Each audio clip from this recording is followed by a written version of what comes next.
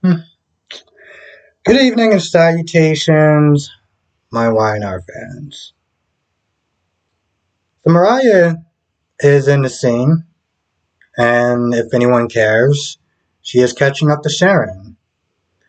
I look at Sharon, and I'm just sitting there thinking, I already know that Mariah is just not necessary for the show, and Tess is not necessary for the show. If they were to write better for them, then I would sit there and um have a change of mind, I guess.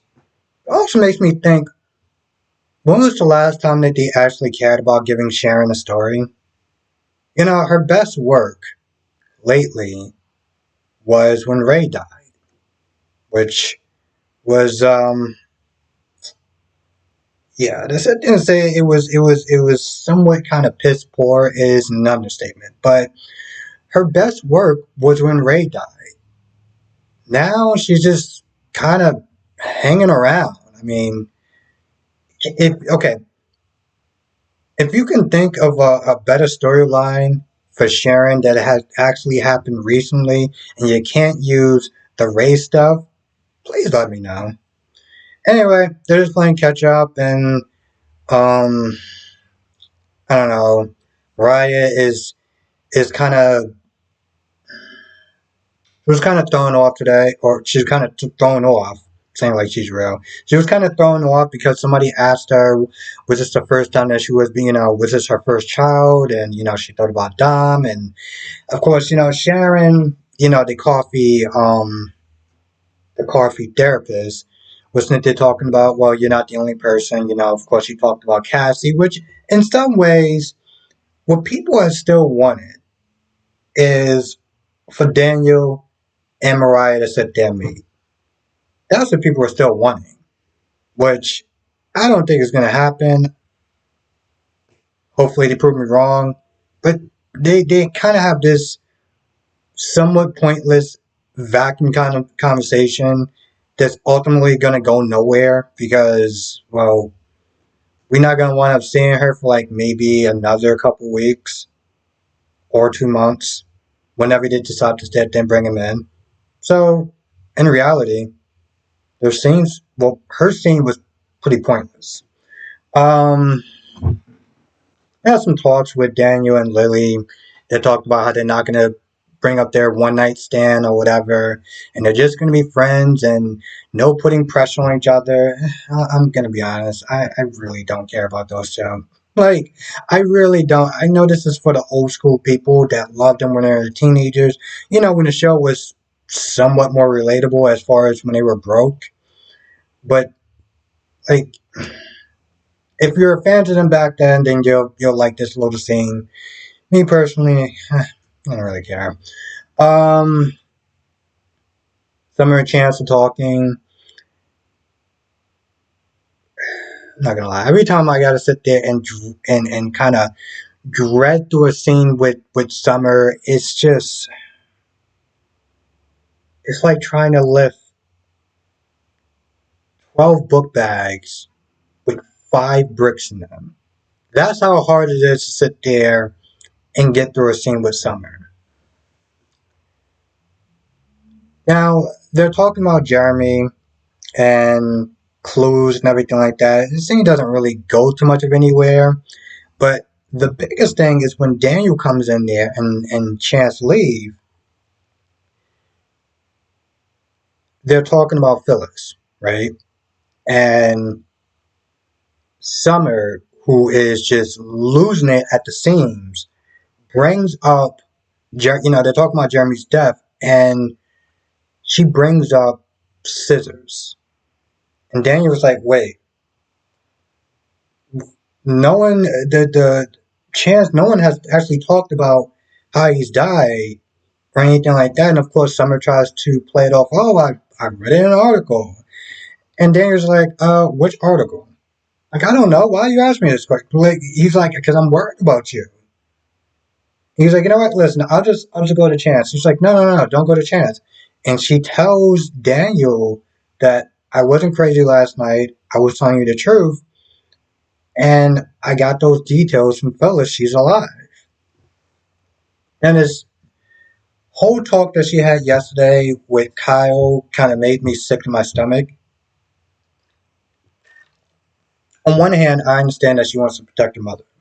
Okay, I get that. She wants to protect her mother. She tells Kyle, she finds a way to convince everyone that Phyllis is alive. Diane goes free. But then her mom is in jail.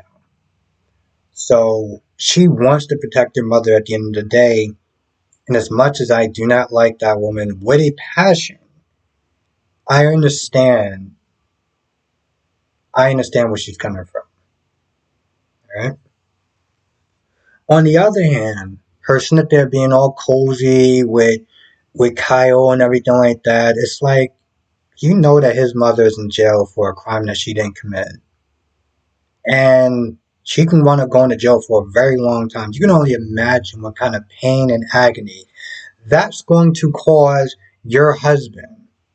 But yet you sit in his lap, in his arms. It just, ugh, it makes me feel some sort of way. And it's not so much the fact that I don't like Summer. It's just like, oh, I want to sit there and try to get back to where we were and this, that, and the third. And it's like you're looking them right in the face. And by your complicity, you're literally hurting the man that you so called love. So you got that going on. Christina is talking to Chance, and Christina's like, "Listen, you're trying to look into Jeremy's murder, but this isn't our jurisdiction. This is for the other cops to handle." And she's like, "I can't sit there and negate the evidence that we have. I'm going to sit there and build a case." And I'm like, I get that you don't want to negate the evidence that you have, but at the same time, you practically sit there saying, "Well, I'm gonna sit there and go off with the evidence I have, and I'm gonna sit there and just do my job and send her to jail." Like, what if she's not the culprit?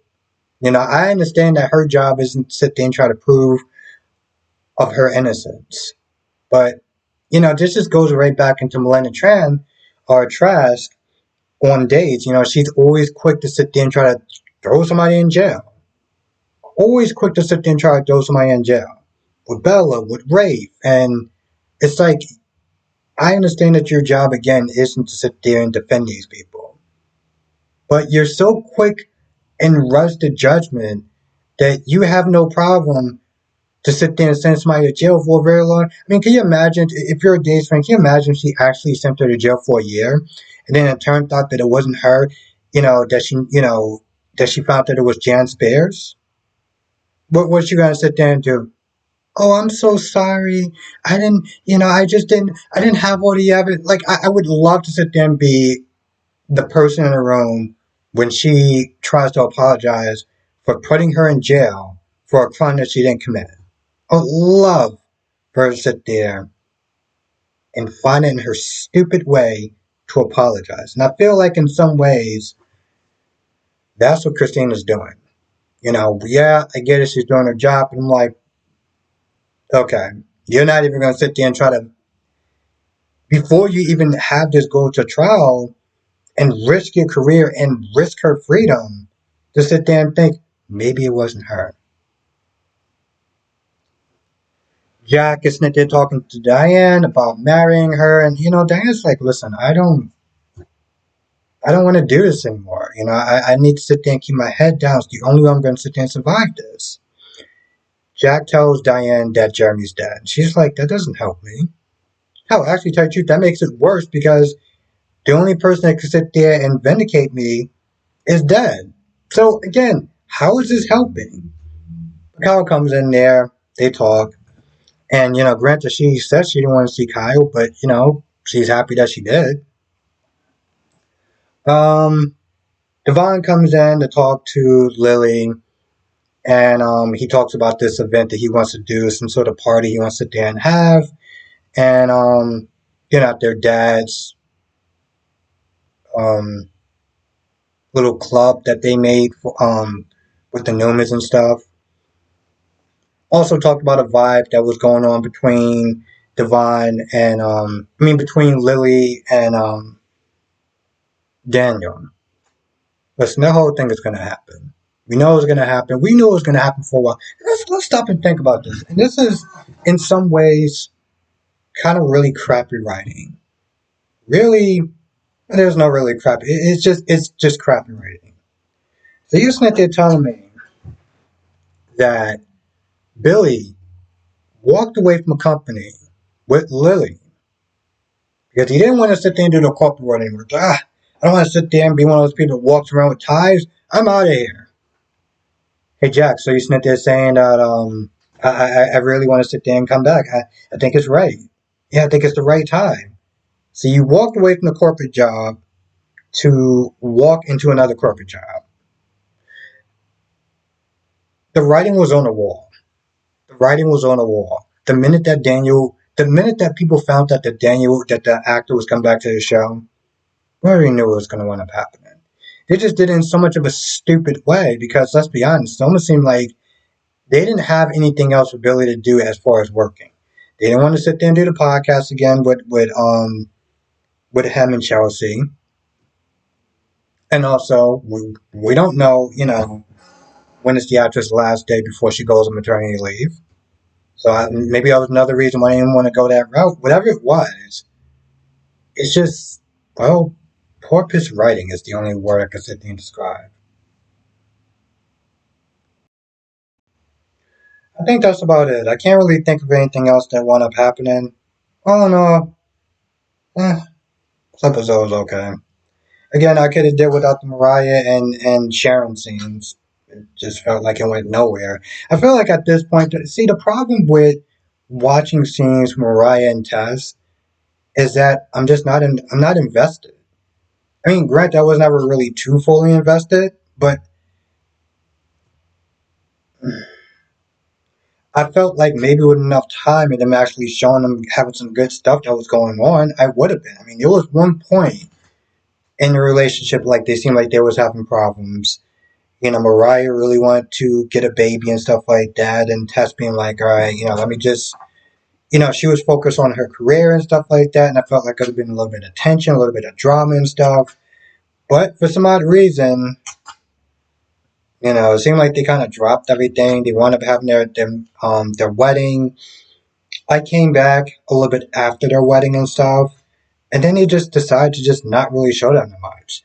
So it's, for me, it's very difficult for me to get invested in the characters that they don't even bother to show too often. Hell, in reality, I felt like yesterday was actually a better episode than today. So it kind of sucks, Um, Tuesdays is always my hell day, and I felt like that would have been a great episode to review. And this episode was just lacking in so many departments. But maybe tomorrow's episode will be a little better. I guess we'll have to sit there and wait and find out. Anyway, if I didn't miss anything, come to the live stream tonight, 8 p.m. Eastern, 5 p.m. Pacific. I'll be going over, well, all of them. YNR, Days, GH, B&B. Yeah, I feel like that's about it. Also, we're going to be sitting here talking about the writer's strike because, well, that's going to be affecting all the shows. All of them. Only good thing for me personally is that I have a catalog of shows that I need to catch up to, movies that I need to sit there and catch up to. So hopefully, by the time I go through my long list of stuff that I need to sit there and catch up to, this whole thing will be resolved. But we're gonna sit there and get into it because we're gonna get into it. I'll say that. Anyway, with that being said, I'm gonna go. I'm gonna thank you for watching. Stay safe, and I'll see you in the next video.